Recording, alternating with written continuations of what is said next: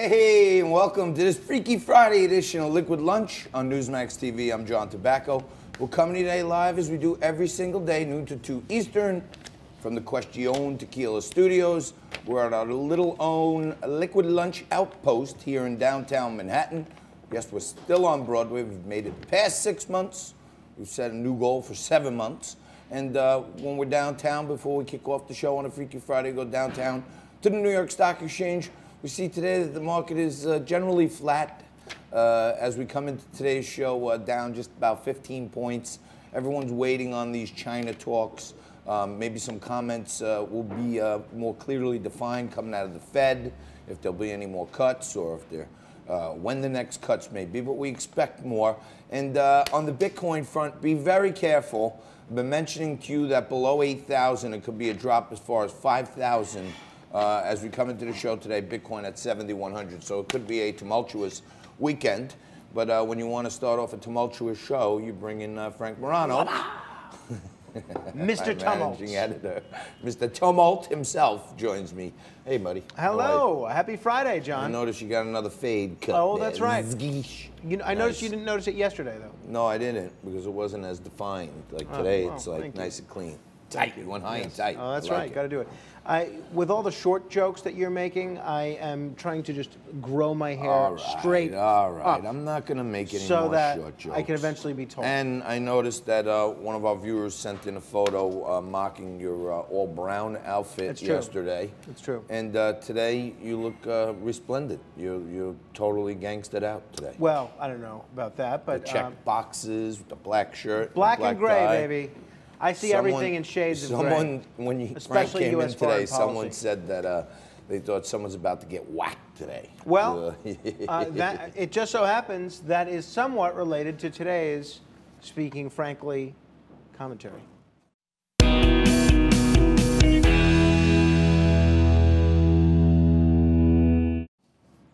All right, so we all know what the precipitating event was that led to Bill Clinton's impeachment. He had an extramarital relationship with Monica Lewinsky, and then the dominoes fell from there. He had his own whistleblower in a totally different way. We all remember what the precipitating event was when Richard Nixon was almost impeached. It was the Watergate break-in. And some of you will probably remember, at least in your history books, if not in real life, what the precipitating event was for Andrew Johnson's impeachment. It was his decision to fire the Secretary of War. Well, since we're now on the verge of only the third impeachment in American history, I thought it might be wise to look at what the precipitating event was here that's leading to everything else. Now, what's the president accused of doing? He's accused potentially of withholding foreign aid, lethal, hence the black mortician reference, lethal foreign aid for Ukraine to battle against Russian separatists. Now, everybody in the American foreign policy establishment, Democrats, Republicans, Obama officials, cable news pundits, even people in Trump's own administration, who we've heard quite a lot from this week, they all seem to agree on one thing, that it's absolutely necessary that we give Ukraine this lethal military aid. Well, I thought now, since we get a little bit of a break in these impeachment hearings, it might be a wise time to ask the question, is it? Is it in America's best interest for us to be giving Ukraine lethal military aid? Here's the answer. No. We should not be giving lethal aid to Ukraine. One of the Republican Party's finest moments was in the 2016 convention. They put in their platform that we would not be giving aid to Ukraine, and yet here we are ready to impeach Donald Trump for not giving it to Ukraine fast enough. Now, why should we not give military aid to Ukraine? For starters, let's remember the fact that Ukraine is not a U.S. ally. Number two, it has almost no significant importance to us in terms of our own security. It is not near us. It is not our problem. You know, to paraphrase the preacher in Blazing Saddles after he got his Bible shot trying to protect the new sheriff when he came to town, after he gets his Bible shot, what does he do? He turns to the sheriff and says, "Kid, you're on your own." Once you take the country with the second largest stockpile of nuclear weapons and say, here are some weapons. They're not going to help you beat Russia in a war. They're just going to help you antagonize Russia into a war. This is insane. We should not be giving Ukraine any aid. This promotes moral hazard. You know, John knows about economics and money a lot more than I do. But for those of you that are economic laymen, moral hazard essentially is a promotion of improper behavior. If we give you a big insurance claim when your house gets wiped away in a flood because it's on the beach, what are you going to do? You're going to build your house on the beach again. What about Atlantic City? Same thing. If we give Ukraine military aid to go and antagonize Russia, again, not enough for them to ever beat Russia or Russian-backed separatists in the Donbass region, but just enough to antagonize them. What we're sending a message to is every other adversary of Russia, who, again, just like NATO, is not a NATO ally. We're saying, hey, go ahead. Start as much of a beef with Russia as you want. At the end of the day, America will always be there to provide aid to you. No amount of U.S. aid to Ukraine will let it defeat Russia. It just draws the U.S. and Ukraine closer together. What's the solution to the Ukraine-Russia problem? Well, what America should be doing, and I hope that President Trump is emphasizing this to President Zelensky, is encouraging Zelensky to talk with Putin.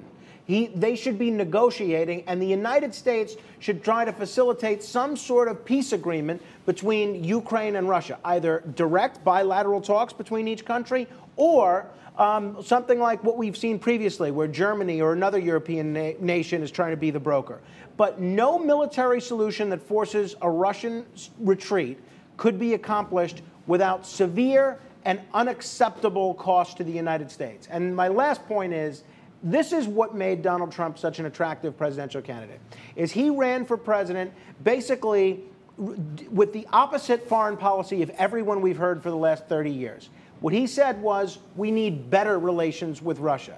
Here's a clue, folks. You do not get better relations with Russia by supplying weapons to their enemy. No more lethal military aid to Ukraine. Your commentary is lethal. That's right. Every single day. Thank you. Slaying it. Killed a couple of people Slaying watching it. But your outfit today outshines the... I love the Blazing Saddles reference. Yes, that was good. I didn't think to pull the clip. We should have pulled the clip of...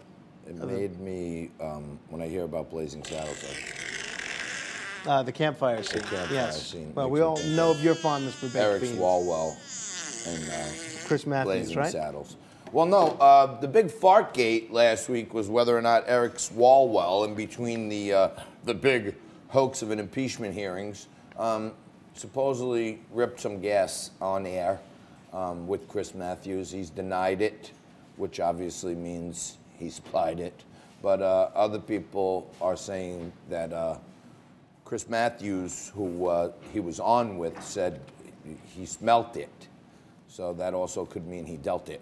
So it's still up in the air, you know, and I'm gonna beat the fart out of this thing until there's no more farting left to be done. Wonderful. That's the public service. To me, that was the best part that came out of all the impeachment hearings, you know. And then the other thing that you and I have been talking about, and you might want to think about this at home, because it's ultimately your decision when we go to the ballot box in 2020, and tune in on Saturday, tomorrow at 5 p.m. for the best shots of Liquid Lunch, which every Saturday now at 5 p.m., all the compilation of the good stuff that happens on the show and behind the scenes of the show is bore out to you. And you may love it, you may hate it. But behind the scenes, Frankie and I were talking about the other day that it's so amazing that we're so divided in this country that intellectually our brains are actually divided, because someone like Ambassador Sondland can say, the president specifically told me, no, I do not want anything. There will be no quid pro quo. Tell Zelensky to do the right thing. And all of us who support the president hear that and say, well, voila, that's the end of the story. All this hearsay and supposition and I thought and presumption. Here's what the president said, folks. And it's just amazing, Frankie, we talked about it the other day. I call it a conundrum of semantics, that it just keeps going around. I hear it, I think, well, that's that. The president told them no quid pro quo. And these Democrats and the left-wing media hear it, and they hear, oh my God, that's incontrovertible evidence that the president committed a crime of bribery and obstruction and impeachment. It's like, you know, unending as far as I could tell. Well, and it's just opposite sides just hear things the other way. Yeah, the president says he wants a trial. He was on Fox News this morning talking about this. In fact, I know I didn't give the proper preparation to our technical crew, but if we can pull up SOT1. the clip of the president on Fox News this morning saying that he would like a trial, I'd like to get play that it too. and nice. have John respond to it. But he should have a trial. It looks like he'll get one, ultimately. Well, you don't want a trial? No, I mean, I think they should just, to me, if the Republicans are going to do what they should do, if the Republicans are going to do exactly what the Democrats are doing, just ram it down our throats, they should open the trial, let them make their opening arguments. The Republicans make a request to dismiss the case, and they vote to dismiss it. Well, and it's over, and we can end this nightmare for America, and maybe Trump can do okay in his last year. Let's have a look at what the president said just this morning. I want to call the whistleblower, but you know who I want as the first witness? Because frankly, I want a trial. You know, I could have it. You want a trial? Whatever I want. Oh, I would. Look, number one, they should never, ever impeach. This is not impeach. I watched 5 people on your network yesterday say there's nothing here. He wants a trial. I mean, hey, I'd want a trial too if I knew I had the majority in my favor. Go ahead, try me and acquit me, and then let's get it over with. Like, let's just get it over with already. What are we going to wait now? We had the hearings. Let's get everybody together and vote. Is the House going to vote for articles of impeachment? The Judiciary Committee?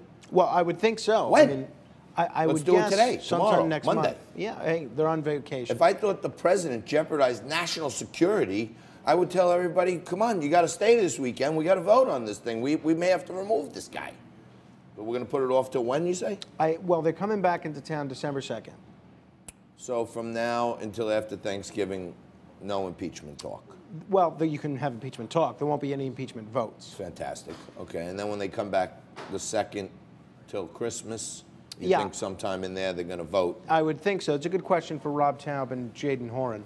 Okay, Rob Taub and Jaden Horan are coming up. Nico's coming up a little later on. We celebrate his birthday early in the week, but he's going to give you the top 5 high school football and sports plays of the week, also the parlay of the week. Jonathan Bell, workplace attorney and a great contributor to the show, joins us at the top of hour 2. Caitlin Bailey will be here to talk about the decriminalization of many things, including sex work. And then for the 3rd day in a row, I'm going to announce that Melissa Chen will join us. She's the New York City editor of the Spectator USA magazine. And she hasn't showed up the last 2 days, but hopefully today she'll be here. And then, of course, we'll end the week on a beautiful WTF, What's the Facts? When Frank will clean up all the errors I made today, and if you missed anything the rest of the week. So big show for a Freaky Friday. You already had a drink? Your glasses? No. It was here when I got here. I like to think of the glass half full, but that's not even. It was here when I got here. I didn't have a drink. We got the Vesica vodka. I don't know if you could see that. I had the NYPD hat over it. We are well fortified in the Question Tequila Studios, and we also have the Vesica vodka, and we're going to start having a drink and a cocktail. We're going to have lots of fun on this Freaky Friday. We're going to take a quick break. We're going to come back and mix it up with Jaden Horan and Rob Taub and try to put a bow on this whole impeachment debacle. We'll take a quick break, back right at you with more Liquid Lunch after this.